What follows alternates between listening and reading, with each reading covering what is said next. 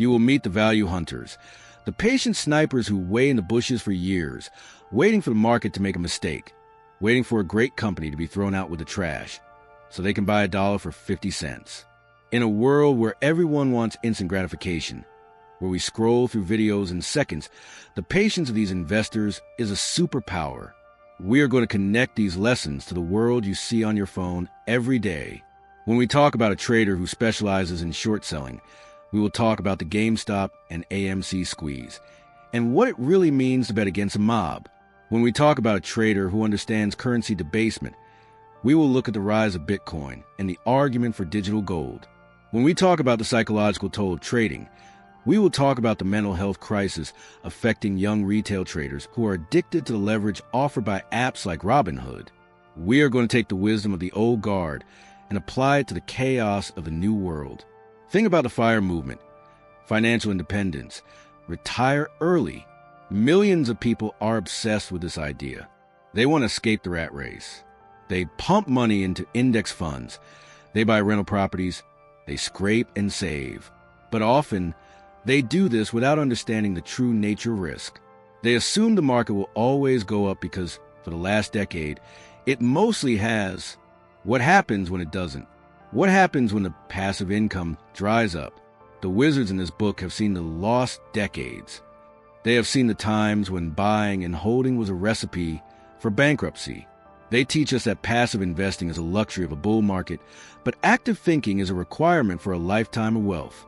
This breakdown is designed to be a companion for you, whether you are driving to work, sitting at the gym, or taking a walk to clear your head from the noise of the day. Let this be your grounding mechanism. We are not going to rush. We are not going to summarize a 40-year career in 2 sentences. We're going to take our time. We're going to sit in a room with these masters. We are going to listen to their stories, their failures, their panic attacks, and their triumphs. You will hear about the trader who lost everything and had to start over. You will hear about the trader who made $1 billion in a single day and felt nothing but relief. You will hear about the discipline required to stare at a screen when you are losing millions of dollars and make a rational decision to cut the trade rather than praying for a bounce. This is the psychology of the elite. In the modern world, we are told that investing is easy. We are told that stocks only go up. We are told that if you aren't using 100x leverage on a crypto exchange, you aren't trying hard enough. We are bombarded with the success stories of the lucky few who gambled and won. But luck is not a strategy. Hope is not a hedge. The people in this book do not rely on luck. They rely on edge. They rely on risk control. They rely on a deep, unshakable understanding of who they are. So, put down the phone, close the trading app, stop refreshing the feed. The market will be there tomorrow. The noise will always be there. But the wisdom we are about to explore is rare, and it is precious. It is time to learn how the masters play the game. It is time to stop being a gambler and start thinking like a wizard. This is Hedge Fund Market Wizards. Let's turn the page. This is Part 2, Chapter 1. This chapter focuses on the global macro titans, Colm and Ray Dalio.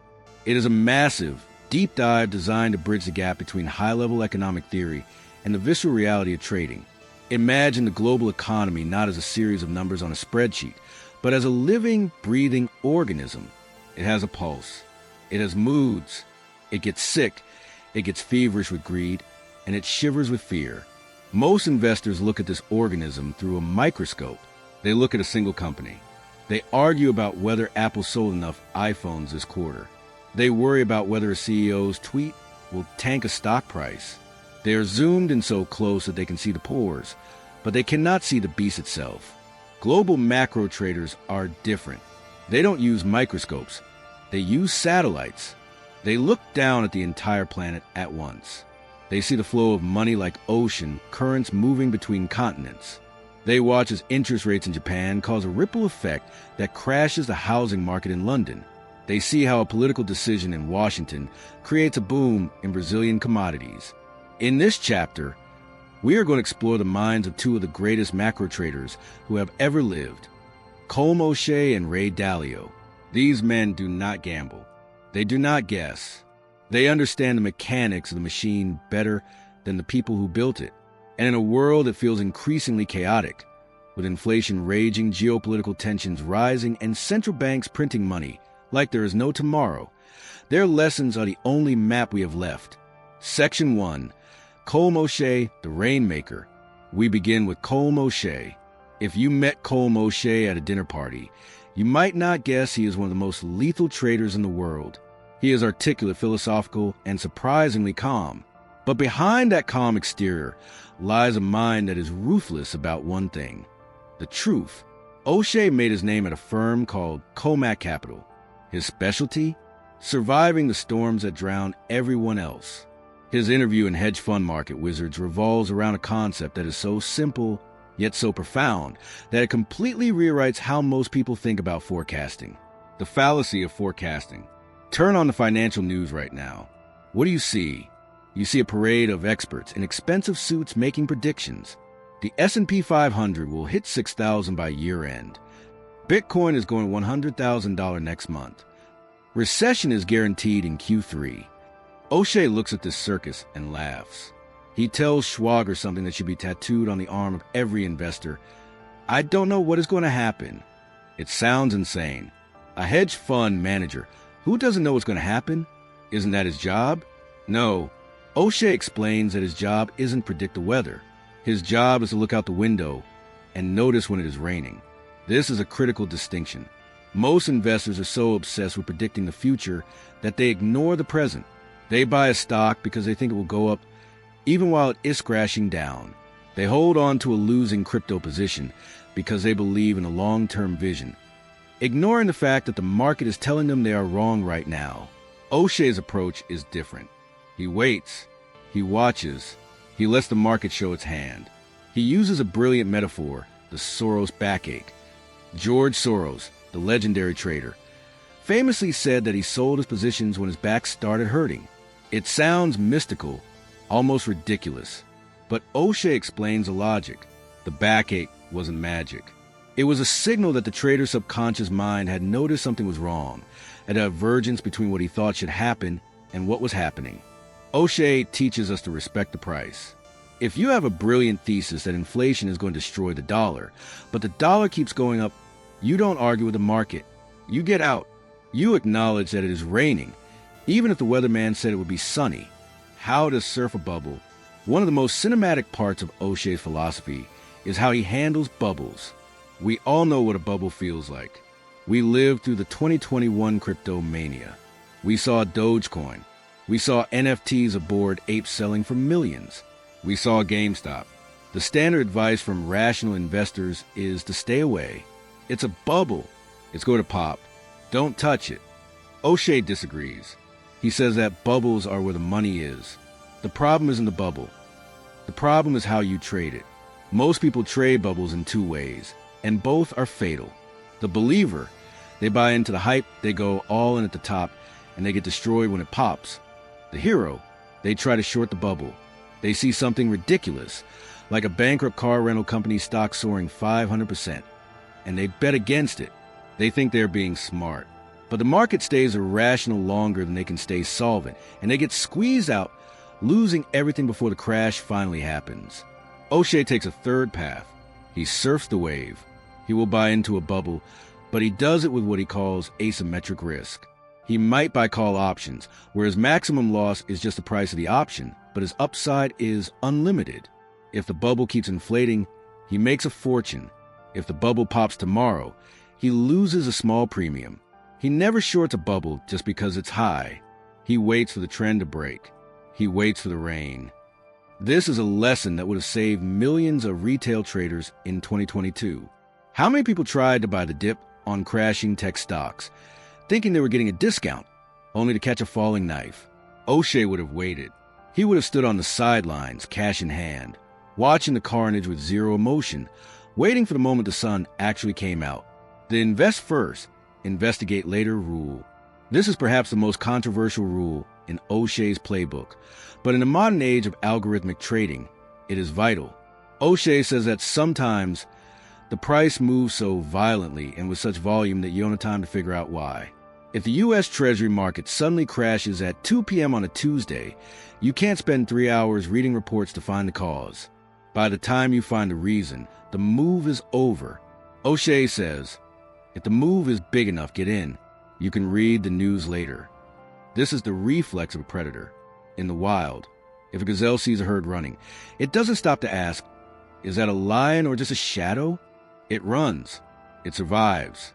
In the 2020s, with high-frequency trading bots moving markets in milliseconds, this advice is more relevant than ever. When the trend shifts, you must be agile. You cannot be paralyzed by the need for perfect information. Perfect information only exists in history books. In the market, you pay for clarity with a higher price. Section 2, Ray Dalio, the machinist. We now move from the trader who reacts to the weather to the man who built a weather machine. Ray Dalio is a founder of Bridgewater Associates, the largest hedge fund in the world. He is a billionaire, a philosopher, and a man who believes that the entire global economy can be reduced to a machine. Walking into Dalio's mind is like walking into a clock tower. Everything clicks. Everything turns. Every gear moves another gear. Dalio's interview in Market Wizards is dense, but centers on one massive idea, the economic machine. The beautiful deleveraging. Dalio teaches us that the economy moves in cycles. There's a short-term debt cycle, which lasts about 5 to 8 years. This is what we call the business cycle. The economy grows, inflation heats up, the central bank raises interest rates to cool it down, we have a recession, and then they lower rates to start all over again. Most investors only see the cycle. They live their whole lives inside it. But Dalio sees the long-term debt cycle. This cycle takes 50 to 75 years to play out. In the beginning of this long cycle, debt is easy. People borrow money to buy assets. The assets go up in value, so people feel richer.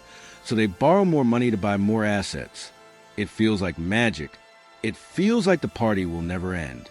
But eventually the debt becomes too big. The income isn't enough to pay the interest. And crucially, interest rates hit zero. When rates are at zero, the central bank can't lower them anymore to save the day. They have used up their ammunition. Dalio recognized that 2008 was not just a recession. It was the end of a long-term debt cycle. It was the moment the credit machine broke. His solution? The beautiful deleveraging. This is when a country prints money to pay off the debt. It creates inflation to eat away the real value of what is owed. This is exactly what we have seen in the last 15 years. Quantitative easing, stimulus checks, trillions of dollars printed out of thin air. Dalio predicted this mechanics years before it became the standard operating procedure of the Federal Reserve. The holy grail of investing. Dalio's greatest gift for the average investor is his concept of the Holy Grail. He realized early in his career that he could be wrong. In fact, he was terrified of being wrong. He knew that even the best trade could go to zero. So, he went on a quest to find a mathematical way to eliminate the risk of ruin. The answer he found was uncorrelated assets. Most people think they are diversified. They own Apple, Amazon, Google, and Tesla. They think, I own 4 different companies. I'm safe. Dalio would look at that portfolio and shake his head. You don't own 4 things. You own one thing, big tech growth stocks. If interest rates go up, all 4 of those stocks will crash together. You have zero diversification. True diversification means owning things that move independently. When stocks zig, bonds should zag. When inflation kills bonds, gold should shine. When growth slows, commodities might crash, but safe haven currencies might rise. Dalio built the all-weather portfolio, a strategy designed to make money whether the economy is growing or shrinking, inflating or deflating. He doesn't try to predict the season. He builds a house that can withstand any storm. In a world where everyone is chasing the next big thing, Dalio's advice is boring, unsexy, and absolutely critical. Don't put all your eggs in one basket, and make sure the baskets aren't all sitting in the same truck. It is 3 o'clock in the morning. The house is quiet. The streets outside are empty, but your mind is racing at 1,000 miles an hour. You're a lie in the dark, the blue light of your smartphone illuminating your face, casting long, sharp shadows against the wall. You refresh the screen. You check the price. You check the Discord server. You check the news feed. Somewhere across the world, a market is opening. Somewhere else, a central bank governor is walking up to a podium to speak.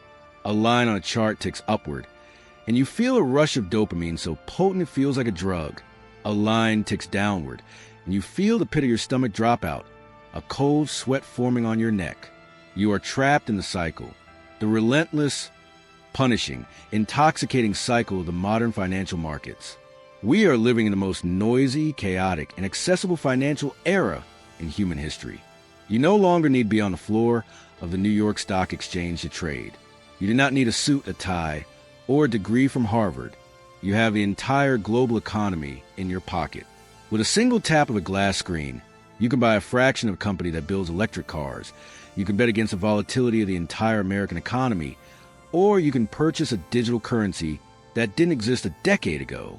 The barriers to entry have been smashed to pieces. But here's the brutal truth that nobody on social media wants to tell you. While the entry is free, the cost of survival has never been higher. We are living through the era of the gamified market. We have trading apps that shower your screen with digital confetti when you make a trade, treating your life savings like a high score in a video game. We have financial influencers on TikTok and YouTube screaming about the next rocket ship to the moon, selling you dreams of instant wealth in 15-second clips. We have a culture gripped by the fear of missing out, where seeing a stranger on the internet turn $1,000 into $1 million overnight makes you feel like you're falling behind, like you're failing, like you are missing the one great opportunity of your life. It is exhausting. It is disorienting. And for most people, it is a path to absolute financial destruction. But what if you could turn down the noise? What if you could silence the notifications, ignore the frantic screaming of the crowd, and step into a quiet room with the only people who actually know how this machine works? That is exactly what we're going to do today. Welcome to Captura. You are about to embark on a deep, cinematic journey through one of the most important financial texts of the 21st century, Hedge Fund Market Wizards by Jack Schwager. This is not a book about getting rich quick. If you're looking for a hot stock tip or a secret formula to double your money by next Tuesday, you are in the wrong place. This is a book about the art of survival. It is a book about the psychology of the extreme.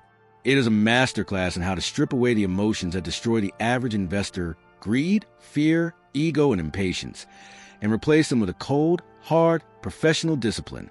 To understand why this book is so critical right now, in this exact moment of history, we have to look at the man who wrote it and the time in which it was born. Jack Schwager is not just an author. He is a historian of the trading world. For decades, he has been the one man allowed behind the velvet ropes. He gains access to the secretive, reclusive offices of the world's most successful hedge fund managers, men and women who manage billions of dollars, who move markets with a single order, and who rarely, if ever, speak to the public. Schwager sits them down, turns on a tape recorder, and asks them the question that haunts every trader. How do you do it? He doesn't ask them for their predictions on interest rates. He asks them how they handle the pain of losing.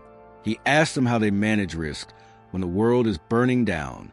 He asks them how they spot a lie when everyone else sees the truth. Hedge Fund Market Wizards was published in 2012. This date is incredibly important. The interviews in this book took place in the aftermath of the 2008 global financial crisis. The world had just seen the banking system collapse. The housing market had disintegrated. Fortunes that had taken generations to build evaporated in weeks. The illusion of safety was gone. In that wreckage, there were survivors. There were traders who didn't just survive the crash. They anticipated it. They profited from it. They navigated the treacherous waters of the post-crisis world, a world of zero interest rates, quantitative easing, and government intervention. Does that sound familiar? Look around you today. We are navigating the aftermath of the global pandemic. We have seen inflation soar to levels not seen in 40 years. We have seen the Federal Reserve print trillions of dollars, flooding the system with liquidity. We have seen bubbles inflate in cryptocurrency, in meme stocks, in non-fungible tokens, and in artificial intelligence companies. And we are starting to see the cracks form. The market environment that the traders in this book faced is the direct ancestor of the market we are living in right now. The lessons they learned in the fire of 2008 and 2011 are the only armor you have against the volatility of the 2020s. The technology has changed, yes, In 2012, they were worried about high-frequency trading algorithms. Today, we are worried about AI-driven trading bots and large language models analyzing news faster than a human can blink. In 2012, they were watching the Eurozone crisis. Today, we are watching the geopolitical fracturing of the global supply chain. But the human element? The human element remains exactly the same. The market is and always has been a reflection of human psychology. It is the sum total of millions of people acting on their hopes and their fears.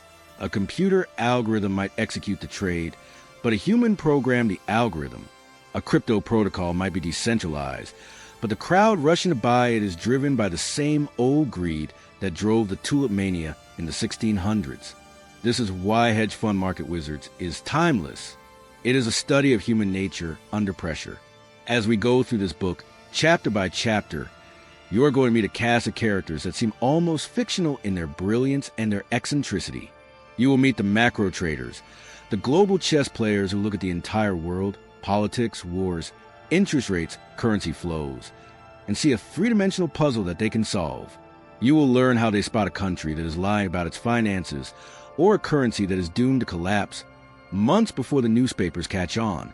You will meet the quantitative geniuses, the mathematicians and physicists who don't look at charts or read the news, but instead look at the raw data, finding invisible patterns in the chaos that allow them to extract money from the market like a machine.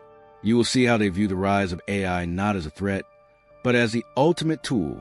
You will meet the risk managers, the men who are obsessed not with how much money they can make, but with how much they could lose. In the age of YOLO, trading and posting lost porn on Reddit, these men offer a sobering, necessary slap in the face. They teach us that the first rule of the game is to stay in the game. If you lose all your chips, you can't play anymore. It sounds simple, but it is the hardest lesson to learn. Radical transparency, the culture of pain. We cannot talk about Dalio without talking about his psychology. Dalio runs Bridgewater with a culture of radical transparency. In his firm, every meeting is recorded. If an intern thinks Ray Dalio is talking nonsense, the intern is expected to tell him to his face. Why? Because ego is the enemy of profit. Dalio believes that pain plus reflection equals progress. Most people run from pain. If they make a bad trade, they hide it. They delete the app. They don't want to look at the loss. They make excuses. The market was rigged. Elon Musk tweeted something stupid. Dalio embraces the pain. He treats every loss as a puzzle. Why was I wrong? What did I miss? How was my machine flawed? He writes down his mistakes. He codifies them into principles. He programs them into a computer so that he never makes the same mistake twice. He teaches us that to be a wizard, you must kill your ego. You must be willing to look in the mirror and say, I am an idiot, so that tomorrow you can be a little less of an idiot. Modern investing reflection, the macro men in the age of chaos. Now, let's bring O'Shea and Dalio into the room with us in 2025. What would they say about the world we are looking at right now? We are living in the ultimate test of the macro men's theories. 1. The cash is trash dilemma. Ray Dalio famously said, cash is trash. In an inflationary environment, holding cash is like holding an ice cube in the summer. It melts. However, in 2024 and 2025, we saw interest rates jump to 5%. Suddenly, cash wasn't trash anymore. It was paying you to hold it. But Dalio's deeper lesson remains. The debt crisis is not over. The U.S. government is nearly $40 trillion in debt.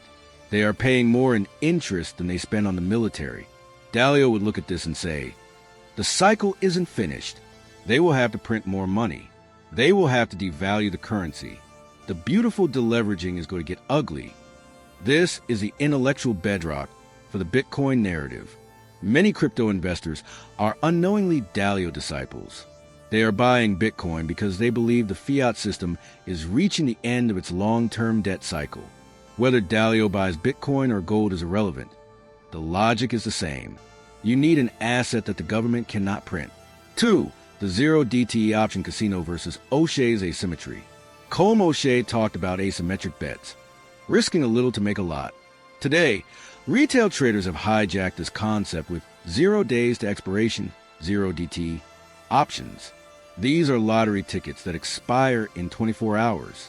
Traders risk $500 to try and make $5,000.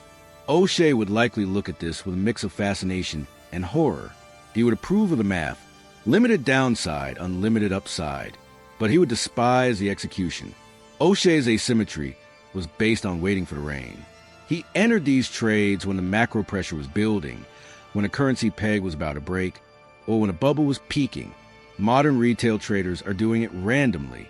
They are gambling on noise. The lesson from O'Shea for the modern trader is: keep the structure, but slow down the frequency. Stop trying to guess the next hour. Start looking for the imbalance that will play out over the next month. 3. The algorithm war. Both men anticipated the rise of the machines. Dalio built them. O'Shea outsmarted them. Today, AI is dominating the market, but the human edge, the ability to understand context, is still supreme. An AI can read a headline, but can an AI understand the nuance of a central banker's hesitation during a press conference? Can an AI feel the panic in the room when liquidity dries up? O'Shea teaches us that the best computer is still the one between your ears, provided you can strip away the emotion. 4. The polarization of truth. In a world of deep fakes and social media echo chambers, finding the truth is harder than ever. Dalio's principle of radical open-mindedness is the antidote. If you are a crypto bull, do you follow people who hate crypto? If you are a Tesla bear, do you listen to bulls? Most of us curate our feeds to tell us what we want to hear. We build a warm, comfortable blanket of confirmation bias. Dalio would scream at us to tear it down. He would say, find the smartest person who disagrees with you and try to understand their position. If you can't argue the other side of the trade better than they can, you have no business making the trade. Summary of Chapter 1. We have walked with the giants. From Colm O'Shea, we learned to stop forecasting and start observing. We learned to surf the bubbles, not fight them. We learned that risk is not a number on a spreadsheet. It is a story that can change in a heartbeat. From Ray Dalio, we learned that the economy is a machine. We learned that credit cycles drive everything. We learned that diversification is the only free lunch, and that pain is the fuel for progress. But knowing the macro picture is only the first step. You can know exactly where the economy is going, but if you don't know how to manage the risk of the trade itself, you will still lose money. You need to know how to grind. You need to know how to take a hit and keep standing. In the next chapter, we are going to leave the penthouse offices of the macro strategists and go down to the trading pit. We are going to meet the risk masters, the men who treat trading not as an intellectual puzzle, but as a street fight for survival. This is part 2. Chapter 2, this chapter shifts from the global intellectualism of the macro men to the gritty, trench warfare reality of the risk masters. It is visceral, intense, and heavily focused on psychology of survival. We have just spent time in the clouds. We have looked at the world from 30,000 feet with Ray Dalio and Colm O'Shea, watching the tectonic plates of the global economy shift beneath us. It was elegant. It was intellectual. It was a game of 4D chess played by billionaires in silent boardrooms. Now, we are going to plummet down to earth. We are going to land in the mud. Welcome to the trenches. This chapter is not about being smart. It is not about having a PhD in economics. It is not about predicting the next 10 years. This chapter is about surviving the next 10 minutes. You are about to meet 2 men who represent the absolute pinnacle of defensive trading, Larry Benedict and Scott Clark. These men are not famous for making one giant. Lucky bet that made them billions. They are famous for something much harder and much more impressive, not losing. Larry Benedict went nearly 20 years without a single losing year. Think about that. The dot-com crash? He made money. The 2008 collapse? He made money. The flash crashes, the geopolitical shocks, the chaos? He made money. How? By treating the market not as a casino, but as a hostile war zone where the primary objective is not to conquer territory, but to bring your soldiers home alive. Section 1. Larry Benedict, the grind. Larry Benedict is a market maker at heart. He grew up in the pits, the screaming, sweating, physical floor of the exchange where traders used to stand shoulder to shoulder, barking orders. In the pit, you don't have time for a thesis.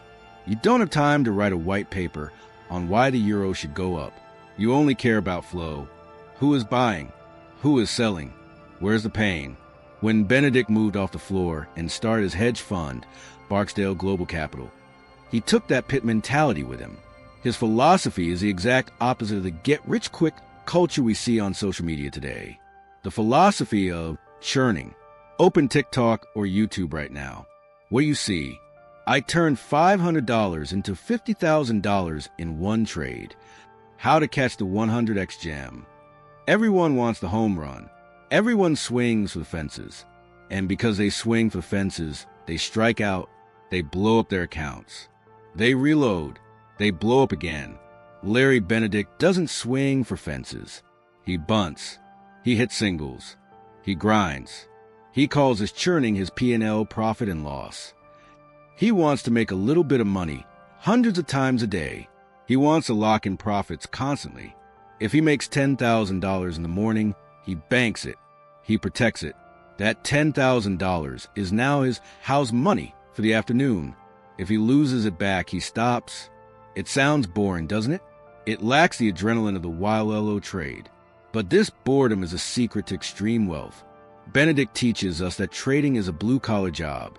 It is manual labor. You come in, you punch the clock, you grind out your edge, and you go home. You don't try to be a hero. Heroes die young in the market. The 3 strikes rule. The most valuable lesson Benedict offers is a structure for failure. Most traders have no plan for when things go wrong. When they start losing, they panic. They freeze. They stare at the red numbers on the screen and pray. Please, God, just let it get back to break even. Then they get angry. They double down. The market is wrong. I'll show them. And that is how a bad morning turns into a career-ending day. Benedict has a hard rule. If he loses a certain percentage of his assets in a month, usually around 2.5% to 3%, he cuts his trading size in half. If he loses again, he cuts it in half again. If he keeps losing, he literally stops trading. He sends his staff home. He turns off the screens. He liquidates everything. He calls it shrinking the drawdown. Most people do the opposite. When they are losing, they increase their risk to try to win it back quickly. This is called revenge trading, and it is the fastest way to zero. Benedict does the counterintuitive thing. When he is trading poorly, he makes himself smaller. He reduces his exposure until he is trading tiny, insignificant amounts. He waits until he gets his rhythm back. He waits until he hits a few winners. Only then does he earn the right to trade big again. He views his capital like a soldier's ammunition. If you are missing every shot, you don't switch to a bigger gun. You stop shooting. You recalibrate your scope. The terror of other people's money. There's a moment in the interview where the mask slips and you see the true weight of this profession. Benedict talks about the stress. He talks about waking up in the middle of the night, checking the Asian markets. He talks about the physical toll of managing hundreds of millions of dollars of other people's money. He isn't bragging about the Lamborghini. He is talking about the burden. This is a stark reality check for the passive income generation. Trading is not passive. It is an obsession. To perform at a level of a market wizard requires a level of sacrifice that most people are simply not willing to make. And that is okay. But you must respect the difficulty of the game. Section 2. Scott Clark, the agnostic. If Larry Benedict is the grinder in the trenches, Scott Clark is the sniper who changes his camouflage to match the terrain. Scott Clark runs Omni Partners. His trading style is fascinating because it is completely agnostic. Most traders fall in love. They fall in love with gold. They fall in love with tech stocks. They identify as crypto brothers or value investors. Scott Clark doesn't care. He doesn't care what the asset is. He doesn't care if the company makes curing cancer or cardboard boxes. He doesn't care if the chart looks pretty. He only cares about one thing: edge. The relentless pursuit of edge. Clark teaches us that the market is a constantly shifting ecosystem. A strategy that prints money in 2020 might destroy you in 2021. He compares trading to hunting.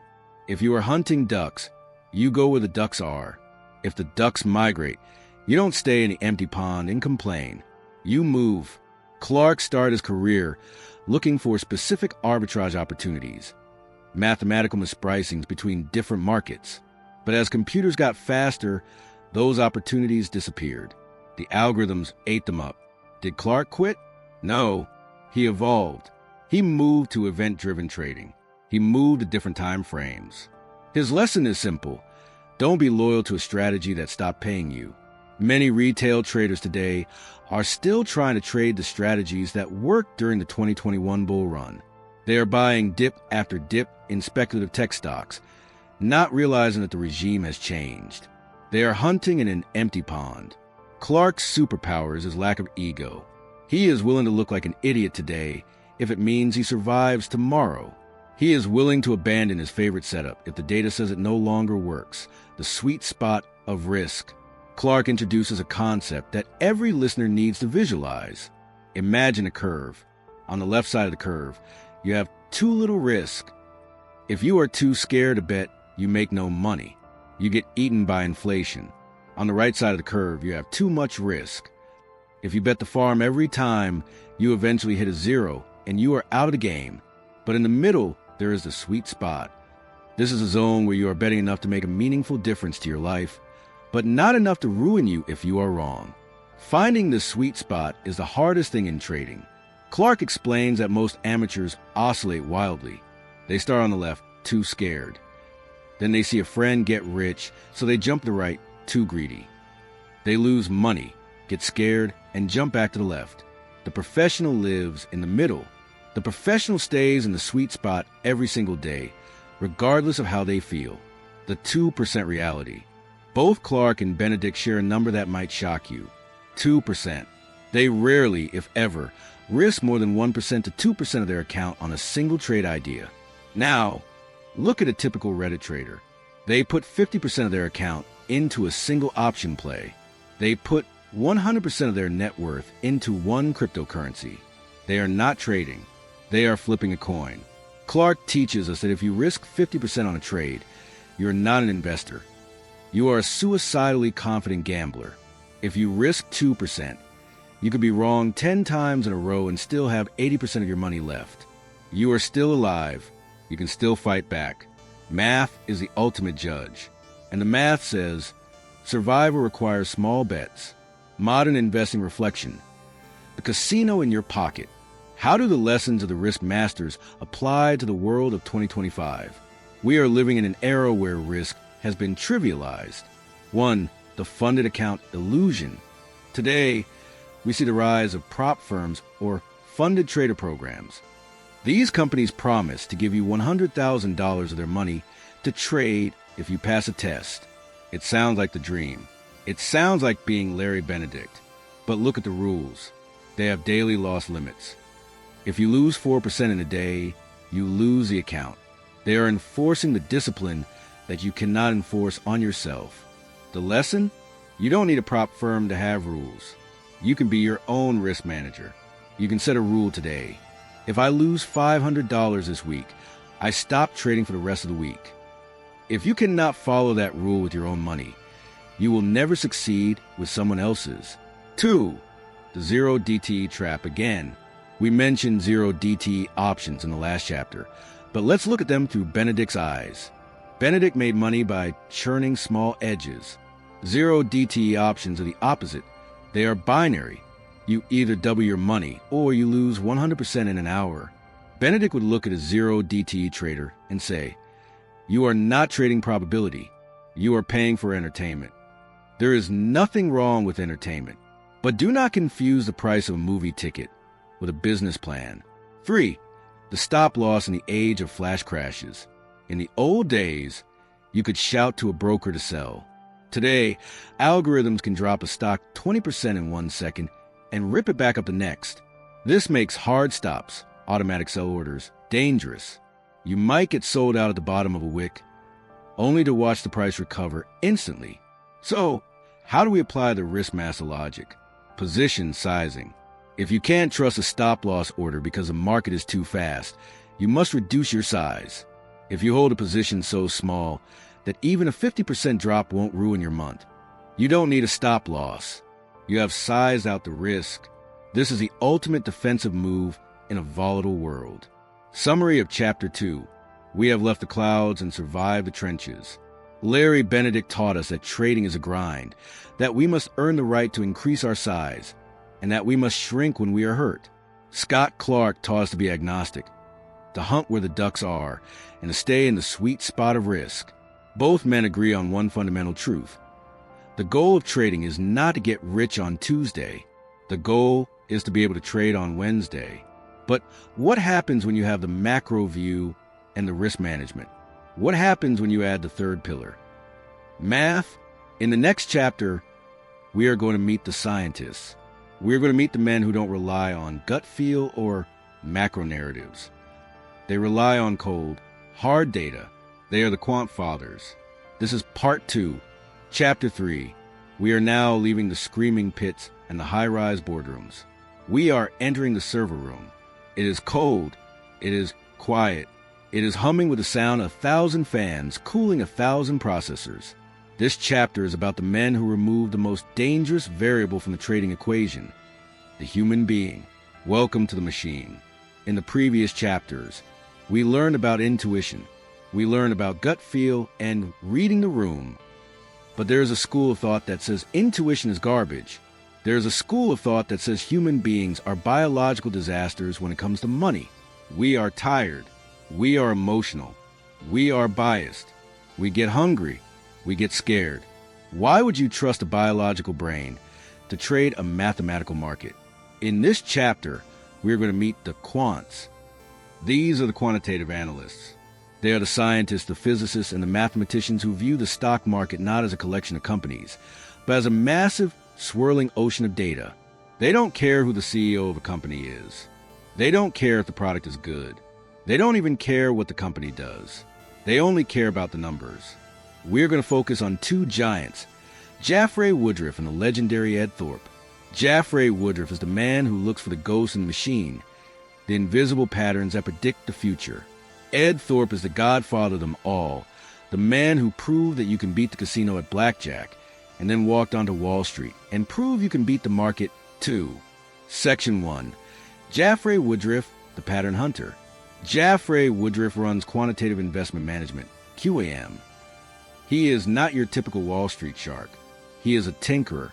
He is the kid who was obsessed with statistics, while other kids were playing baseball. His entire career is built on a single, powerful premise. The market repeats itself. It doesn't repeat perfectly. It doesn't repeat exactly, but it rhymes. Woodrif believes that if you look at enough data, decades of prices, volumes, and volatility, you can find patterns that have a statistical probability of happening again. The black box. Woodrif's trading strategy is what the industry calls a black box. He feeds data into a computer. The computer crunches the numbers using complex algorithms that Woodrif and his team designed. The computer spits out a list of orders. Buy this, sell that. Woodrif executes the orders. He doesn't ask why.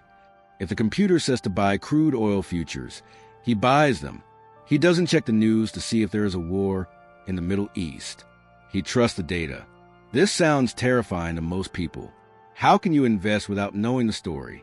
But Woodrif teaches us that the story is often a lie.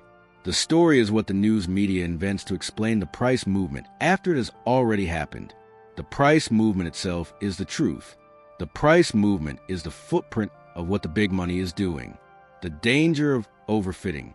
Here is the most critical lesson Woodrif teaches us, and it is a lesson that applies to every single person using AI or looking for patterns in 2025. It is called overfitting. Imagine you are looking at clouds.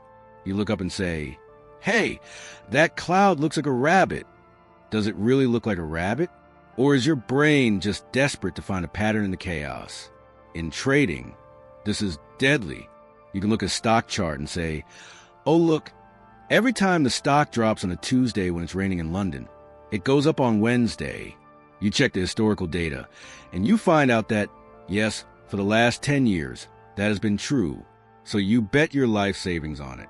And then it fails. Why? Because it was just a coincidence. It was noise. You overfit the data. You found a rabbit in the clouds. Woodrif spends his entire life trying to avoid overfitting. He forces his researchers to test their theories on blind data. He makes them prove that the pattern is real, not just a fluke. This is a warning to every modern trader who uses technical analysis. If you draw enough lines on a chart, you will eventually find a pattern that looks perfect. But if that pattern doesn't have a real, statistical reason for existing, it is a trap. It is a siren song waiting to crash your ship against the rocks. The win rate reality. Woodrif also destroys the myth of the high win rate. Amateurs want a strategy that wins 90% of the time. They want certainty. Woodrif's models often have a win rate that is barely above 50%, maybe 52%, maybe 53%. To an amateur, a 53% win rate sounds like a coin flip. It sounds pathetic. But to a casino, a 53% win rate is a license to print money. If you have a 53% edge and you make one bet a year, you are gambling. But if you make 10,000 bets a year, the law of large numbers takes over. The luck cancels out. The math guarantees you will make a fortune. Woodrif teaches us that we don't need to be right all the time. We just need to be right slightly more often than we are wrong. And then we need to play the game enough times for the math to work. Section 2. Ed Thorp, the card counter. If Jaffrey Woodrif is a modern wizard, Ed Thorp is the ancient sorcerer who wrote the spellbook. Ed Thorp is arguably the smartest man to ever enter the financial markets.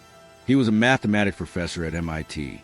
In the early 1960s, he did something that nobody thought was possible. He mathematically proved that you can beat the game of blackjack. He wrote a book called Beat the Dealer. He went to Las Vegas. He wore disguises. He stuffed cash into his shoes. And he took the casino for everything they had until they banned him from the premises. Then he got bored. He looked for a bigger casino. He found Wall Street. The market is a casino, but you can count cards. Thorp's interview is a masterclass in how to view the world through probabilities. He realized that the stock market is just a more complex version of casino. In a casino, the house usually has the edge, but in the market, there are inefficiencies. Prices get out of whack. Thorp invented strategies like convertible arbitrage and statistical arbitrage decades before they became popular. He saw that if a company's stock was trading at $10 and a warrant to buy that stock was trading at a price that implied the stock was $12, there was free money on the table. He didn't guess. He calculated. The Kelly Criterion, the formula for wealth. If you take only one thing away from this entire audiobook, let it be this: the Kelly Criterion. Ed Thorp didn't invent it. A man named John Kelly did. But Thorp applied it to gambling and investing. The Kelly Criterion is a mathematical formula that tells you exactly how much money you should bet on a trade, based on your edge. It answers a question. I have a 60% chance of winning this bet. How much of my portfolio should I risk? If you bet too little, you don't grow your wealth fast enough. If you bet too much, you risk gambler's ruin, going broke on a bad streak of luck. The Kelly Criterion finds a perfect middle ground. It maximizes the growth of your wealth over time. This formula is the reason Ed Thorp's hedge fund, Princeton Newport Partners, never had a losing year. Not one in 20 years. He understood that position sizing is more important than stock picking. You could be the best stock picker in the world, but if you bet too much on your ideas, you will eventually go broke. You can be a mediocre stock picker, but if you use the Kelly Criterion perfectly, you will slowly, steadily get rich. Thorp teaches us that money management is not an art. It is a formula, and if you violate the formula, you are punished. Reversion to the mean. Thorp also relied heavily on the concept of reversion to mean. This is a scientific version of what goes up must come down. In the short term, markets are emotional. They overshoot. A stock gets too expensive because of hype. A stock gets too cheap because of panic. Thorp knew that eventually, gravity takes over. The price gets pulled back to its true value, like a rubber band snapping back. He made his money by betting on the snapback. When the rubber band was stretched too far, he bet against it. This requires immense discipline. When everyone is buying, the rubber band is stretching. It looks like it will stretch forever. To bet on the snapback feels like standing in front of a freight train. But Thorp trusted the physics of the market more than the emotions of crowd. Modern investing reflection, the algorithm war in your pocket. Now, let's bring the quant fathers into the 2020s. What would Woodrif and Thorp say about our modern digital markets? 1. The AI trading bot scam. Go to YouTube or Instagram, and you'll see ads for AI trading bots that promise you 10% returns a month. They claim to use quantum AI or advanced algorithms. Jaffrey Woodrif would laugh at this. If Woodrif, with a team of PhDs and supercomputers, struggles to find a 53% edge, do you really think a $50 bot you bought online has cracked the code? The lesson here is profound. Real alpha, edge, is hard. It is rare. If someone had a money printer machine, they would not sell it to you for $50. They would use it themselves in secret, just like Woodrif and Thorp did. Be extremely skeptical of automated passive income trading tools. Most of them are just overfitted garbage that will work for a month and then blow up your account. 2. The gamification of gambling. Ed Thorp beat the casinos. Today, the stock market is the casino. Apps like Robinhood and crypto exchanges use the same psychological tricks as slot machines. The flashing lights, the confetti, the scratch card rewards. They are designed to make you bet often and bet stupidly. Thorp would tell you, you are the sucker at the table. The house, the exchange/market maker, wants you to trade often because they make money on the spread. TO beat the modern casino. You must be like Thorp. You must be cold. You must count the cards. You must only bet when the math is overwhelmingly in your favor. If you are trading for fun or for action, you are paying the casino, not beating it. 3. Crypto leverage and the anti-Kelly bet. In the crypto bull runs, we saw people taking out loans to buy Bitcoin. We saw people using 100x leverage on offshore exchanges. This is a mathematical violation of the Kelly Criterion. Kelly dictates that if your edge is unknown or volatile, you bet less. Crypto traders do the opposite. They bet more. This is why we see wipeout events where billions of dollars vanish in seconds. It isn't because the asset is bad. It is because the position sizing was mathematically suicidal. Ed Thorp would look at a trader using 100x leverage and say, you are already dead. You just haven't looked at your account balance yet. 4. The data deluge. Woodrif had to fight to get data. Today, we are drowning in it. We have sentiment analysis from Twitter. We have satellite imagery of parking lots. We have on-chain data for crypto. The challenge of the modern investor is not finding data. It is filtering it. Just because you can measure it doesn't mean it matters. Woodrif's lesson on overfitting is the most important skill for the 2025 investor. You must ask, is the signal real or is it just noise? When you see a chart that says Bitcoin mimics the 1970s gold fractal, ask yourself, is there a reason for that? Or is it just a rabbit in the clouds? Summary of Chapter 3. We have stepped inside the black box. Jaffrey Woodrif taught us that the market is a pattern recognition puzzle, but that we must be terrified of seeing patterns that aren't there. Ed Thorp taught us that the market is a casino that can be beaten, but only if we respect the math of position sizing, the Kelly Criterion, and refuse to play the house's game. These men don't rely on hope.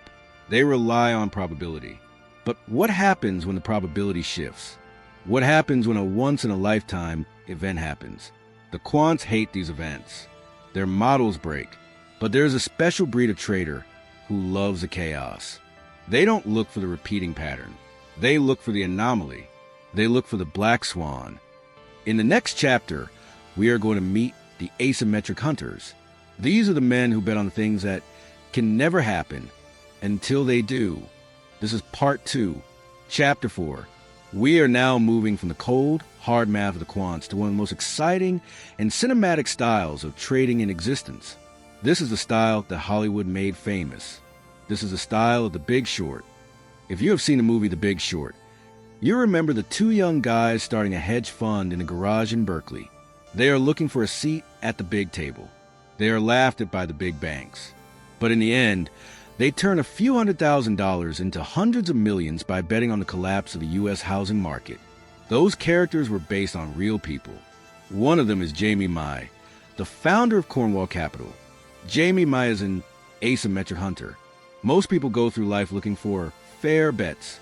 If you bet $100, you hope to make $100. The asymmetric hunter looks at that and says, that's a waste of time. They are looking for the glitch in the matrix.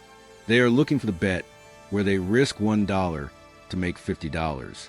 They are looking for the moments where the market says something is impossible, but they know it is merely improbable. And in the gap between impossible and improbable lies a fortune. In this chapter, we are going to break down the philosophy of Cornwall Capital. We're going to learn how to hunt for black swans, those rare, catastrophic, or miraculous events that nobody sees coming. Section 1. The philosophy of asymmetry. Jamie Mai's strategy sounds like a gambler's fantasy, but it is rooted in deep structural logic. He does not care about being right most of the time. In fact, he expects to be wrong a lot. His entire philosophy is based on positive asymmetry. The coin flip analogy. Imagine I offer you a coin flip. Heads, you win $2. Tails, you lose $1. Would you take that bet? Of course. You have a 2:1 advantage. But Jamie Mai isn't looking for 2:1. He is looking for 20:1 or 50:1. He searches for situations where the market has priced an event as if it has a 1% chance of happening. But his research suggests it has a 20% chance of happening. If the market pays you out like it's a 1 in 100 shot, but it's actually a 1 in 5 shot, you have found a massive edge. Mai explains that the market is often terrible at pricing tail events, extreme outcomes. The market assumes that things will stay mostly the same. It assumes the housing market will stay stable. It assumes the euro won't collapse. It assumes a pandemic won't shut down the global economy. Because the market assumes stability, it sells insurance against disaster very cheaply. Jamie Mai is the guy buying that insurance. He is buying the put options that pay off only if the market crashes 50%. He is buying the call options that pay off only if a stock triples in a month. Most of the time, these options expire worthless. He loses his premium. It's a small loss, a paper cut. But when he is right, when the housing market does collapse, the payout is not 2x. It is 100x. It is 500x. The fat tail theory. To understand Jamie Mai, you have to understand the shape of the world. Most financial models, like the ones banks use, assume the world follows a normal distribution, a bell curve. In a bell curve, most things happen in the middle. Extreme events, the edges or tail of the curve, are supposed to be incredibly rare. According to a bell curve, a stock market crash like 1987 or 2008 should only happen once every billion years. But Jamie Mai knows the truth. We don't live in a bell curve world. We live in a world with fat tails. Shutterstock. Real life is messy. Crazy things happen all the time. Wars happen. Pandemics happen. Tweets from billionaires send stock soaring. The tails of the curve are much fatter than the models predict. There's more risk and more opportunity in extremes than the banks realize. Jamie Mai exploits this pricing error. He buys the options that the banks are selling too cheaply because the banks are using the wrong math. Section 2. The art of the high conviction trade. Now, you might be thinking, okay, so I should just go buy a bunch of lottery tickets, right? Wrong. This is the biggest misconception about asymmetric trading. Jamie Mai is not a gambler. He is a researcher. He doesn't just buy random options and hope for a crash. He does intense, deep dive research to find a specific reason why the market is wrong. The South Korean example. In the book, Mai tells a story about a trade in South Korea. He noticed that a major Korean company was trading at a remarkably low valuation. But more importantly, he noticed that the options on this company were incredibly cheap. The market was pricing the stock as if it would never move. It was boring.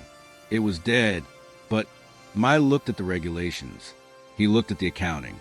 He realized that the company was about to undergo a structural change that had to unlock value. It wasn't a maybe, it was a structural inevitability. The market was asleep. Mai was awake. He bought call options for pennies. When the news broke and the stock started moving, the volatility exploded. The price of his options didn't just double.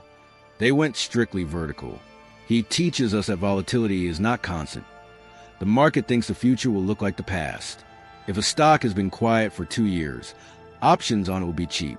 But if you know that a catalyst is coming, a lawsuit ending, a merger, a new product launch, you could buy that quietness right before it turns into a storm. The thesis drift check. One of the most practical lessons from Mai is how he manages a trade once he is in it. He has a rule: don't let your thesis drift. If you buy a stock because you think they're going to be acquired by Microsoft, and then Microsoft announces they aren't buying anyone, you have to sell. You cannot say, well, the acquisition didn't happen, but I still like the CEO, so I'll hold. That is thesis drift. You enter the trade for reason A. Reason A is dead, so the trade must die. If you start inventing reason B to justify holding the position, you are no longer investing.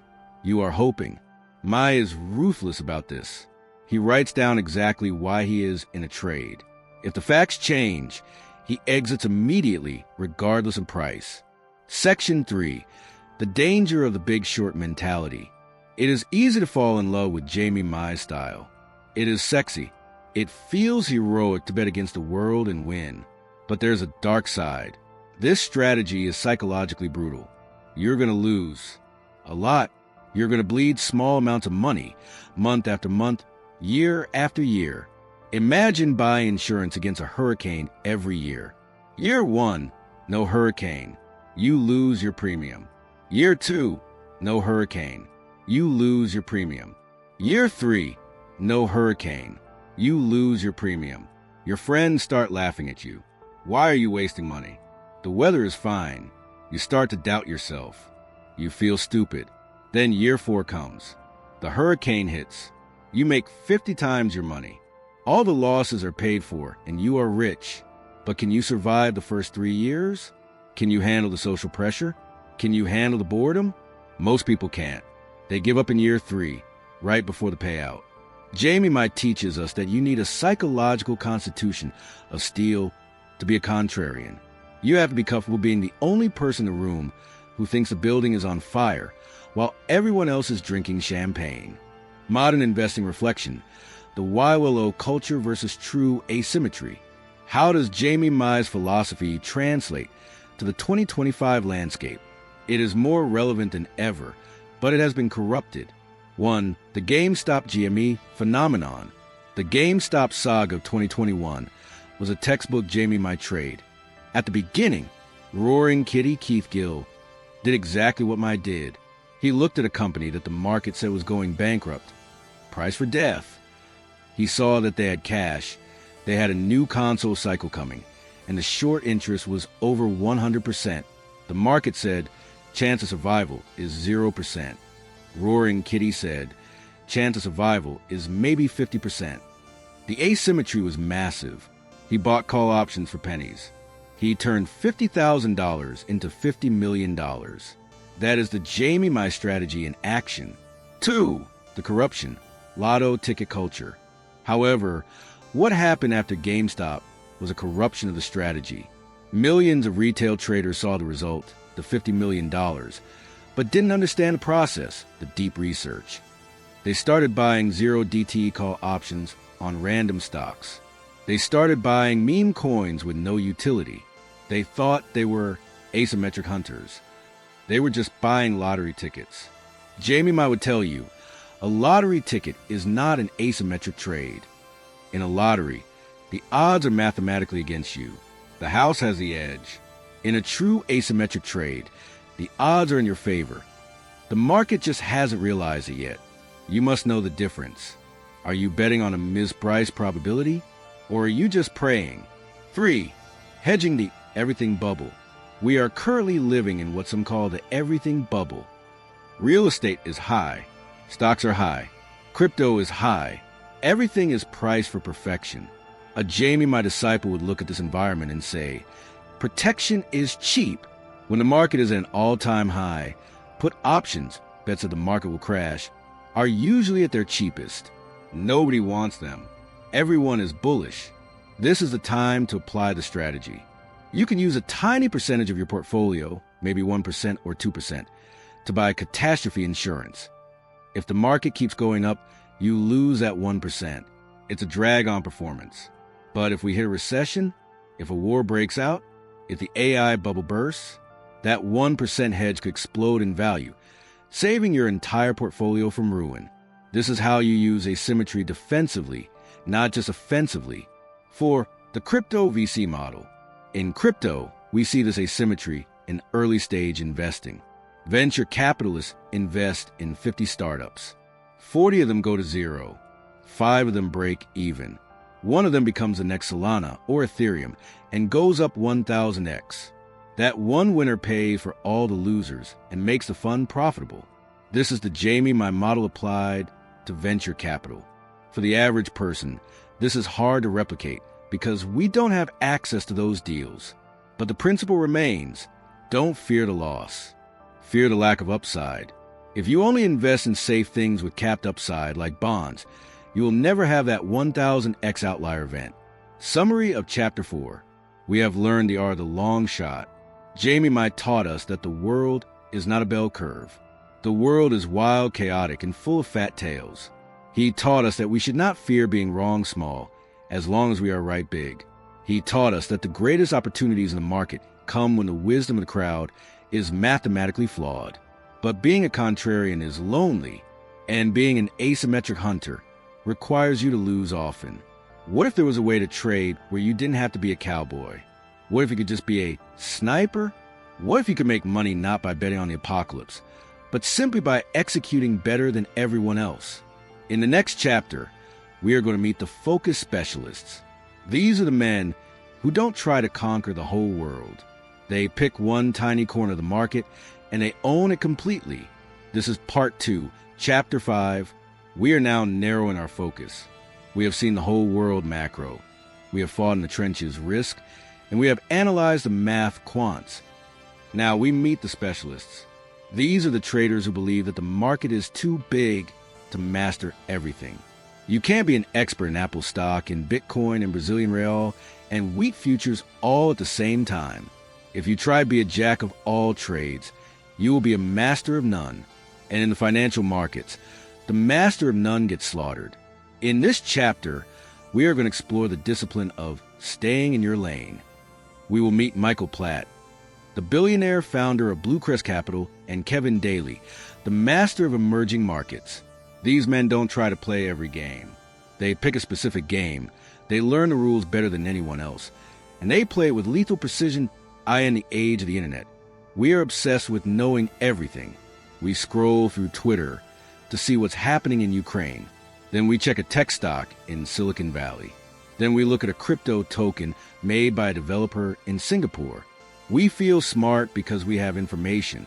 But Michael Platt and Kevin Daly would tell you that information is not the same as insight.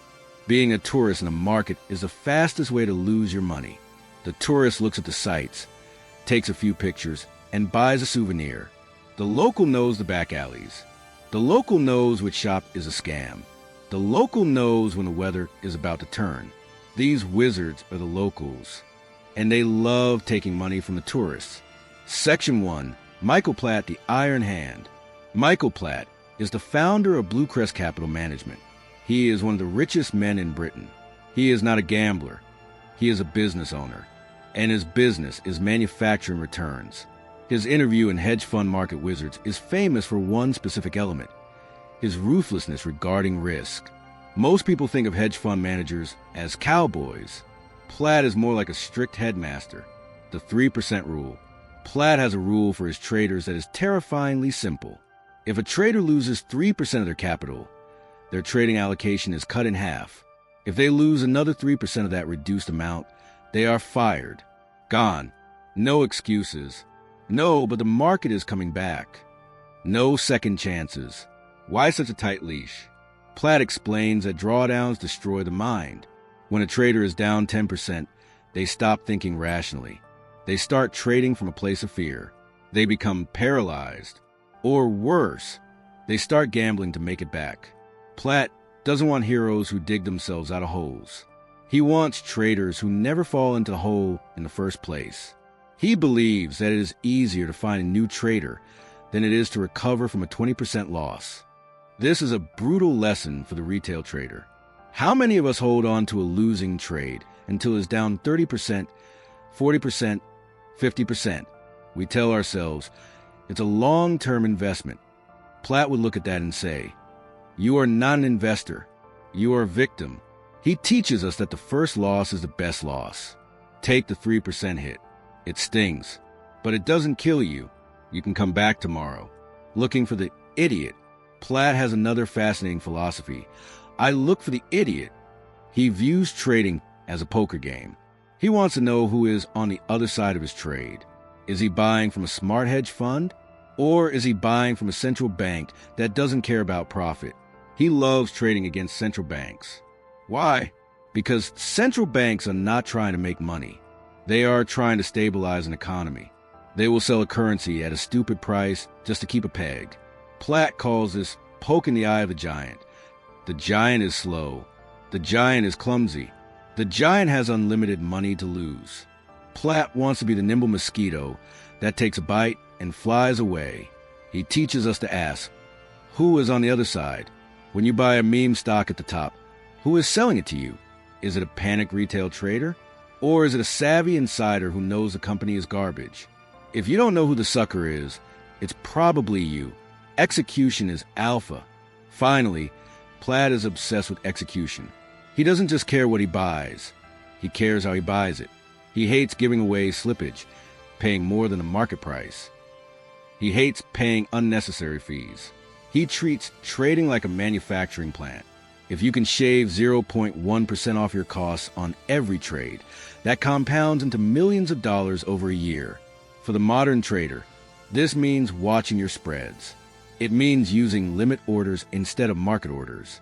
It means not trading on an app that charges you hidden fees just because the interface is pretty. Section 2. Kevin Daly, the local. If Michael Platt is the stern headmaster, Kevin Daly is the explorer who walks through the jungle without getting bitten by a snake. Kevin Daly specializes in emerging markets. He trades in countries that most people can find on a map. He trades dead in places with coups, revolutions, and hyperinflation. And yet his fund at the time of the book had one of the smoothest, most consistent track records in history. How does a man trade the most dangerous markets in the world and barely ever lose money? By knowing what not to touch. The tourist trap. Daly's greatest edge is recognizing the tourists. A tourist is a big Western bank or a retail investor who comes into an emerging market like Brazil or Turkey because they saw a headline. Interest rates in Turkey are high. Let's buy. They don't understand the politics. They don't understand the corruption. They don't understand the local banking system. They pile in, driving the price up. Daly watches them. He knows they are weak. As soon as something bad happens, a protest, a new law, a rumor, the tourists panic. They all try to run for the exit at the same time. The door is too small. The market crashes. Daly waits. He knows the real value. When the tourists have sold everything in a panic, he steps in and buys the assets for pennies on the dollar. This is exactly what happens in crypto. Tourists flock to a new hot coin. They don't understand the code. They don't know the developers. They just see the green line. When the price drops 10%, the tourists flee. The lesson: don't be a tourist. If you don't understand the ecosystem deeply, stay out. Or learn to identify the tourists and trade against their panic. Avoiding the zero. Daly is terrified of the zero. In emerging markets, things can go to zero. A government can default. A currency can become worthless. So, Daly focuses entirely on avoiding the knockout blow. He does this by being skeptical of everything. He reads the fine print. He assumes politicians are lying. He teaches us that optimism is dangerous. In investing, skepticism saves your life. When a CEO promises infinite growth, be skeptical. When a crypto project promises 20% guaranteed yield, be skeptical. Daly would rather miss a 100% gain than risk a 100% loss. Because if you miss a gain, you still have your money. If you take a 100% loss, you are out of the game forever. The power of sitting on your hands. One of Daly's superpowers is doing nothing. There are times in emerging markets when there is simply nothing to do. The risk is too high. The prices are not cheap enough. Most traders feel the need to click buttons. They feel unproductive if they aren't trading. Daly is happy to sit in cash for months.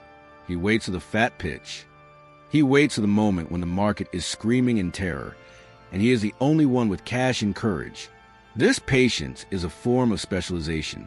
He specializes in patience. Modern investing reflection, the paralysis of choice. How do Platt and Daly apply to the 2025 investor? We live in a world of infinite choice. You can trade U.S. stocks, European stocks, Asian stocks. You can trade crypto, NFTs, Forex, commodities. You can trade 24/7. This abundance is a curse. One, the style drift, disaster. We see this all the time. A trader is good at trading tech stocks. Then, the tech market goes quiet. Instead of waiting like Daly, they get bored. They look at crypto. Crypto is moving. I'll trade that. They don't know the rules of crypto. They don't know the volatility. They enter the crypto market as a tourist, and they get mugged. Michael Platt would fire you for this. Kevin Daly would laugh at you for this. The lesson: find your game. Are you a value investor? Are you a swing trader?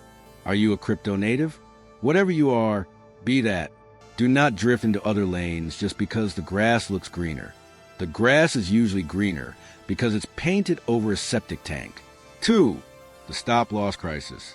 Platt's 3% rule is the antidote to the diamond hands culture. Diamond hands, holding a stock no matter what, works in a raging bull market. In a bear market, diamond hands is just a fancy name for bag holding. If you had applied Platt's 3% rule to your portfolio in 2022, you would have sold near the top. You would have saved 90% of your capital. Stop attaching your ego to a trade. It's just a ticker symbol. It doesn't love you back. Cut it when it hurts you. 3. Trading against the passive giant. Platt liked trading against central banks because they were price insensitive. Today, the new giant is passive index funds, ETFs. Trillions of dollars flow into the S&P 500 automatically every payday. They buy regardless of price. This creates distortions. It makes the biggest companies more expensive than they should be. A Platt-style trader today looks for ways to exploit this flow. They look for the stocks that are about to be added to the index, front-running the giant, or the ones that are being ignored by the algorithms. You have to know who is in the room with you. If you are trading Apple, you are trading against machines and passive flows. If you are trading a small-cap biotech stock, you are trading against insiders and gamblers. Adjust your strategy accordingly. 4. Deep dives versus headlines. Kevin Daly wins because he reads the 200-page bond prospectus that nobody else reads. In the modern world, nobody reads. We read the tweet. We watch the 10-second reel. This creates a massive opportunity for the person who is willing to do the work. If you actually read the white paper of a crypto project or read the 10K filing of a company, you automatically have an edge over 99% of the market. Specialization rewards depth. Generalization rewards mediocrity. Summary of Chapter 5. We have learned the power of saying no. Michael Platt says no to drawdowns. He cuts them instantly. Kevin Daly says no to markets he doesn't understand. He avoids the tourist traps. They teach us that you don't need to conquer the whole world. You just need to defend your little island and strike only when an intruder steps onto your beach. But what if you aren't a trader? What if you are an investor? What if you want to find the next Amazon, buy it, and hold it for 10 years? That requires a completely different mindset. That requires you to ignore the price for years at a time. That requires you to be a value architect. In the next chapter, we are going to meet the men who look at a stock and see a business, not a chart. We will meet Joel Greenblatt and Martin Taylor. This is Part 2, Chapter 7. Chapter 7 focuses on the street fighters, the traders who rely on raw instinct, and this deepens the content significantly before we move to the modern context expansion. We have spent a lot of time with the scientists. We have hung out with the mathematicians Quants, the economists Macro, and the accountants Value. They all use logic. They all use data. But there's a type of trader who thinks logic is overrated. There's a type of trader who believes that the market is not a calculator. It is a mob. A mob doesn't use algebra. A mob uses emotion. A mob riots. A mob panics. In this chapter, we are going to meet Jimmy Balodimas. He is not a PhD. He is a street fighter. He is a man who can look at a screen and feel the pain of the people on the other side. He is the master of the fade. When the crowd is screaming with joy, he sells. When the crowd is puking with fear, he buys. Section 1. Jimmy Balodimas, the Seller of Dreams. Jimmy Balodimas runs a proprietary trading group. His style is visceral. He describes his trading not as analyzing charts, but as stepping in front of a freight train. His interview in Hedge Fund Market Wizards is a masterclass in contrarian psychology. Most people say they are contrarians. They aren't. True contrarianism feels like insanity. It feels like standing on a beach and seeing a tsunami coming and running toward the water because you know the wave is about to break. They have to sell. Balodimas operates on a simple principle. Leverage creates forced selling. When the market is going down, rational people might hold on. They think it will come back. But Balodimas knows that many participants are not rational, and more importantly, they are not using their own money. They are on margin. When a hedge fund is down 20%, they get a margin call. The bank calls them and says, sell everything. Now, they don't want to sell. They have to sell. Balodimas waits for that exact moment. He watches the price action. He looks for the moment when the selling becomes mindless. He looks for the moment when a stock drops 10% in 5 minutes for no reason. That is the sound of a margin call. That is the sound of a forced liquidation. That is when Balodimas buys. He is buying from a seller who has a gun to their head. And because the seller is desperate, Balodimas gets a price that is artificially low. The blue sky short. On the flip side, Balodimas loves the short blue sky stocks. These are the hype stocks. The companies that promise to change the world. The companies that have no earnings, but a great story. Think of the dot-com bubble. Think of the EV bubble. Balodimas calls this shorting hope. Hope is a powerful drug. It drives prices to insane levels. But hope is fragile. Balodimas waits for the stock to go parabolic. Straight up, he waits for the moment when everyone on TV is talking about it. He waits for the moment when his taxi driver gives him a stock tip. Then he shorts it. He knows that the people buying at the top are not investors. They are bag holders. They are the last ones to the party. As soon as the music stops, they will panic. And because they bought on hope, they have no conviction. They will sell at the first sign of trouble. The danger of being too early. The lesson from Balodimas is not just do the opposite. If you short a hype stock too early, you get run over. The train runs you down. Balodimas admits that his biggest losses came from being right. But being early, the market can stay irrational longer than you can stay solvent. So, how does he survive? Agility.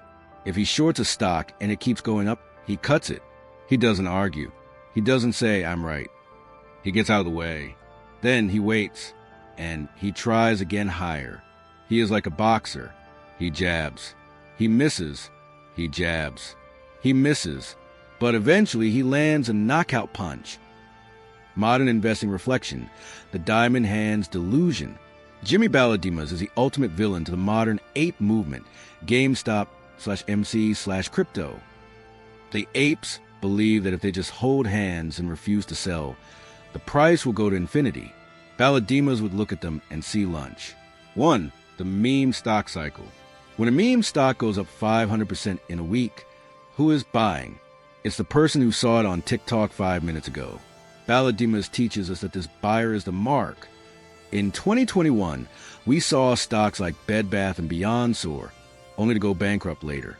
The Balodimas-style trader made a fortune shorting the back end of that move. They waited for the momentum to break, and then they rode the slide down as the hope evaporated. 2. The liquidation cascade in crypto. Crypto is the most Balodimas market on earth because it is highly leveraged. Websites like CoinGlass show you real-time liquidations. You can actually see when $100 million of longs are getting liquidated. A modern trader can use this data. When you see a massive liquidation wick, a long line down on the chart, that is a force selling Balodimas talks about. Buying that wick is scary. It feels like catching a falling knife. But historically, that is often the exact bottom of the move. 3. Sentiment analysis as a weapon. Balodimas uses gut to read the crowd. Today, we have sentiment analysis tools that scan Twitter and Reddit. When the fear and greed index hits 90 extreme greed, Balodimas sells. When it hits 10 extreme fear, Balodimas buys. The tool has changed, but the human behavior is identical. We have reached the final chapter of the Wizards. We have covered the external world. Now, we must conquer the internal world. You can have the best strategy in the world. You can have a supercomputer. You can have inside information. But if you cannot control your own mind, you will lose. It is a guarantee. The market is a mirror. It reflects your own insecurities back at you. If you are greedy, it will bait you. If you are fearful, it will scare you. If you are arrogant, it will humble you. In this chapter, we meet Tom Cloggis and Joe Vidic. These men are not just traders. They are stoics. They have stared into the abyss of financial ruin and blinked. They learned that to master the market, you must first master yourself. Section 1, Tom Cloggis, the lifestyle hedge. Tom Cloggis is a chemical engineer by training. He approaches trading with a scientific mind. But his biggest lesson isn't about chemistry. It's about balance. Cloggis ran a fund called GDCR. He was incredibly successful, but he realized something terrifying. Stress makes you stupid. The physiology of bad decisions. When you are stressed, your body releases cortisol. Your fight or flight response kicks in. This part of your brain is great for running away from a lion. It is terrible for trading stocks. When you are in fight or flight mode, you lose the ability to think long-term. You become hyper-focused on immediate threat. You sell at the bottom because you want the pain to stop. Cloggis realized that if he wanted to survive, he couldn't just stare at screens 18 hours a day. He had to build a lifestyle that lowered his cortisol. He moved his office. He changed his routine. He focused on physical health. This sounds like self-help fluff, but in the context of managing billions of dollars, it is a competitive advantage. If Trader A is exhausted, hungover, and terrified, and Trader B is rested, calm, and detached, Trader B will take all of Trader A's money, every single time. The change of rules trap. Cloggis also talks about a specific psychological trap. Changing the rules in the middle of the game. Imagine you buy a stock at $50. You say, I will sell if it drops to $45. The stock drops to $45. But then your brain starts making excuses. Well, the market is just choppy today. I'll give it a $43. It drops to $43. Well, support is at $40. I'll give it to $40. It drops to $30. You have now turned a small, manageable loss into a catastrophe. Why? Because you didn't respect your own rules. Cloggis teaches us that you must make your decisions before you enter the trade. When you are in the trade, you are compromised. You are emotional. You must trust the you of yesterday who was calm over the you of today who is panicking. Section 2, Joe Vidic, the art of the loss. Joe Vidic is a veteran. He has seen it all, and his superpower is one sentence. It's okay to be wrong. Most people are raised to believe that being wrong is bad. In school, if you get the answer wrong, you get an F. In trading, being wrong is just part of the job. The ego versus the bank account. Vidic explains that there is a direct inverse relationship between your ego and your bank account. The bigger your ego, the smaller your account. When a trade goes against you, your ego says, I'm right. The market is wrong. I can't sell now. I'll look stupid. So you hold, and you lose more. Vidic has zero ego. If a trade goes against him, he cuts it. He doesn't care. He doesn't take it personally. He treats a loss like a business expense. If you run a coffee shop, you have to buy coffee beans. That costs money. Is that a loss? No, it's the cost of doing business. In trading, losing trades are the cost of doing business. You pay the market to find out which trades work. Liquidate and go home. Benedict offers one of the most practical pieces of advice in the entire book. When you are losing, get out. Not just out of the trade, out of the room. If you have a terrible morning and you lose 5% of your account, the worst thing you can do is keep trading. You are on tilt. You are angry. You are trying to get revenge on the market. You will make impulsive, stupid bets. Benedict says, liquidate, close everything, go home, go for a walk, play with your kids, come back tomorrow. The market will still be there. The difference is tomorrow you will be rational. Today, you are a lunatic. Saving your capital from your own lunatic state is the most important skill a trader can have. Modern investing reflection, mental health in the 24/7 casino. The lessons of Claugus and Benedict are critical for the 2025 investor. Why? Because the market never closes. 1. The crypto sleep deprivation. Crypto markets run 24 hours a day, 7 days a week, 365 days a year. They never stop. This creates a mental health crisis. Traders wake up at 3 a.m. to check prices. They never disconnect. Tom Claugus will warn you. You are burning out. You cannot make good decisions if you haven't slept in 3 days. Automation, stop losses, limit orders, is not just a tool. It is a way to buy sleep. Use it. 2. Social media and the public trade. In the past, if you made a bad trade, nobody knew. Today, people post their trades on Twitter/X or Discord. This makes the ego problem 100x worse. If you post, I'm buying Tesla, and then Tesla crashes, you don't want to sell because you don't want to admit to your 500 followers that you were wrong. You hold the bag to save face. Joe Benedict would say, unfollow everyone. Stop posting. Trade in silence. Your followers won't pay your rent. Only your profits will. 3. The dopamine detox. Trading apps are designed to spike your dopamine. The green colors, the sounds, the push notifications. They are hacking your biology. To be a psychological warrior in 2025, you have to fight the interface. Turn off notifications. Use a boring broker interface. Do not treat it like a game. If you are feeling excitement, you are gambling. If you are feeling boredom, you are probably trading well. Summary of Chapter 8. We have finished the gauntlet. We learn from Balodimas to read the mob. We learn from Claugus to balance our chemistry. We learn from Benedict to kill our ego. These are the market wizards. They are not magicians. They are not fortune tellers. They are hard-working, disciplined, risk-obsessed professionals who treat this game with the respect it deserves. But the book was written in 2012. The principles are timeless, but the battlefield has changed. The weapons are different. The speed is different. The stakes are higher. Now, we must leave the book behind.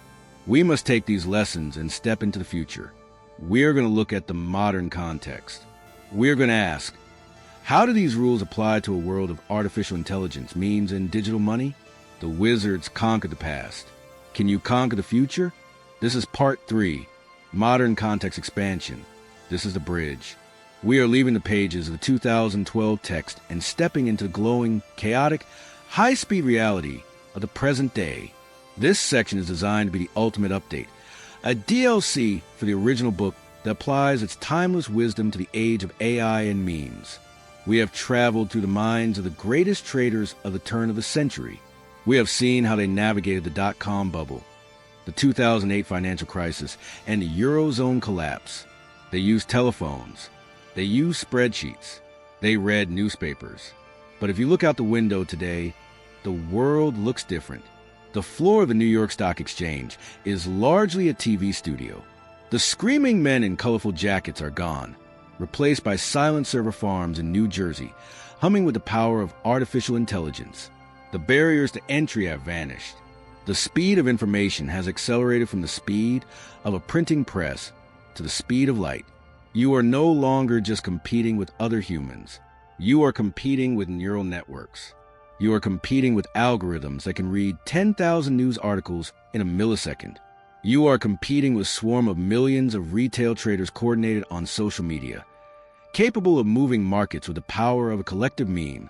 In this section, we are going to take the principles of the market wizards, risk, asymmetry, patience, and psychology, and we are going to crash test them against the modern world. We are going to answer the burning question: do these rules still work in 2025? The answer is yes. In fact, they're the only things that work. The technology has changed, but the game remains exactly the same. The game is still about fear, greed, and the transfer of wealth from the impatient to the disciplined. Let's break down the new battlefield. Section 1. The rise of machines, AI, and the quant evolution. When Ed Thorp and Jaffrey Woodrif started, they were the only guys in a room with a computer. They had an unfair advantage. They were bringing a gun to a knife fight. Today, everyone has a gun. We are living in the age of democratized quant finance. You can download a Python script tonight that runs a regression analysis that would have won a Nobel Prize in 1980. You have access to more data on your phone than Ray Dalio had in his entire office in 1990. But this abundance of power has created a new trap: the illusion of sophistication. We see AI trading bots advertised on social media. They promise to use machine learning to predict the market. They show backtests with perfect straight lines going up, and people buy them. They plug them in, and they lose everything. Why? Because of Jaffrey Woodrif's lesson on overfitting. Artificial intelligence is the ultimate pattern-finding machine. If you give an AI the price of Bitcoin in the phases of the moon, it will find a correlation. It will tell you that Bitcoin goes up when the moon is waxing. It's a lie. It's noise. But the AI doesn't know that. The AI just sees data. In the modern age, the wizard is not the person who uses the most complex AI. The wizard is the person who knows when to turn the AI off. The true edge in the 2020s is not crunching numbers. The computer wins at that. The true edge is context.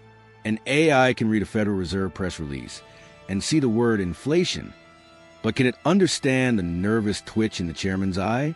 Can it understand that the market is tired of bad news and is ready to rally even on a negative report? This is where the human trader survives. We are the masters of nuance. We are the masters of the why, while the machines are only masters of the what. Furthermore, the rise of high-frequency trading, HFD, means that the short-term game is over for humans. You cannot day trade based on speed. You cannot click a mouse faster than a microwave signal can travel from Chicago to New York. If you try to play the scalping game today, trying to make pennies on millisecond moves, you are standing on the train tracks. The algorithms will eat you alive. This validates the lessons of Colm and Joel Greenblatt. The only place the machines cannot dominate is the time horizon. Machines are obsessed with the next millisecond, the next second, the next minute. They are terrible at predicting the next 3 years. The modern edge is patience. If you can hold a position for 2 years, you are playing a game that the high-frequency algorithms aren't even interested in. You have stepped out of the gladiatorial arena and into the owner's box. Section 2. The Retail Swarm, the Weaponization of FOMO.